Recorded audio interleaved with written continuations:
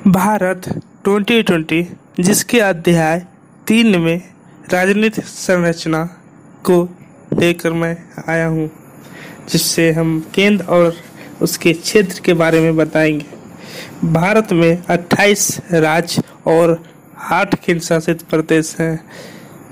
ये 8 केंद्र शासित प्रदेश अंडमान और निकोबार द्वीप समूह, चंडीगढ़ 2, तीसरा दादर नगर हवेली दमन और दीव 3, चौथा जम्मू कश्मीर, पांचवा दिल्ली, छठा लद्दाख, सातवां लक्षद्वीप और 8वां पुडुचेरी है।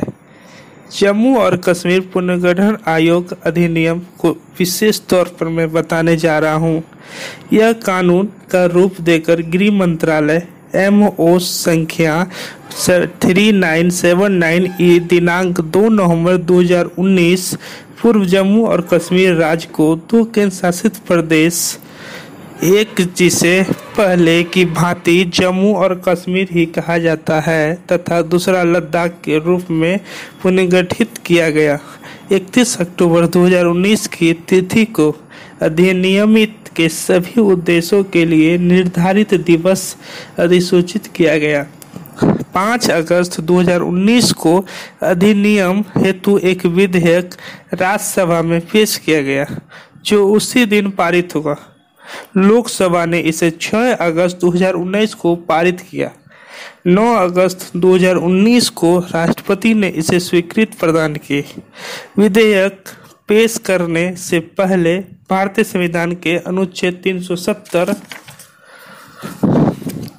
के तहत राष्ट्रपति के आदेश से जम्मू और कश्मीर के विशेष दर्जे को वापस ले लिया गया। नतीजे के तौर पर भारतीय संविधान के सारे प्रावधान जम्मू और कश्मीर पर लागू हो गए।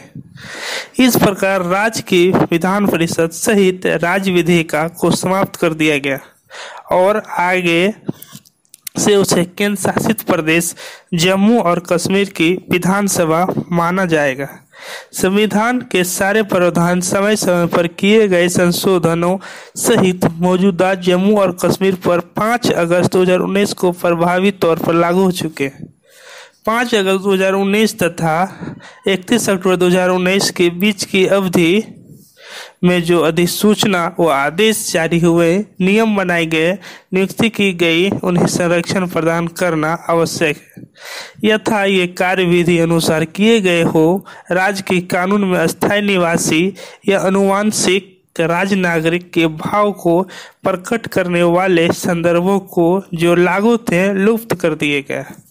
श्री गिरीश चंद्र मुर्मू जम्मू कश्मीर के सबसे पहले उपराज्यपाल हैं, जबकि श्री राधा कृष्ण माथुर लद्दाख के नए उपराज्यपाल बनाए गए। अब आगे नागरिकता संशोधन के बारे में हम कुछ बताएंगे। संविधान में संपूर्ण भारत के लिए एक समान नागरिकता की व्यवस्था की गई है। ऐसा प्रत्येक व्यक्ति भारत का नागरिक माना गया है जो संविधान लागू होने के दिन 26 जनवरी 1950 को भारत में स्थायी रूप से रहता हो और जो भारत में पैदा हुआ हो अथवा जिसके माता पिता में से एक भारत में पैदा हुआ है अथवा जो सामान्यतया कम से कम 5 वर्ष से भारतीय क्षेत्र में रहा हो। नागरिकता अधिनियम 1955 में लागू होने के बाद नागरिकता ग्रहण करने, निर्धारित करने तथा समाप्त करने के संबंध में प्रावधान किए गए हैं। नागरिकता संशोधन विधेयक 2019 द्वारा नागरिकता अधिनियम में संशोधन किया गया, जिसे संसद ने 11 दिसंबर 2019 को पारित किया और 12 दिसंबर 2019 को राष्ट्रपति की स्वीकृति मिली। संशोधित अधिनियम अफगानिस्तान, बांग्लादेश, पाकिस्तान में 6 धार्मिक समुदाय हिंदू, सिख, बौद्ध, जैन, पारसी और ईसाई अवैध विदेशी प्रवासियों को भारतीय नागरिकता के योग्य बनाता है।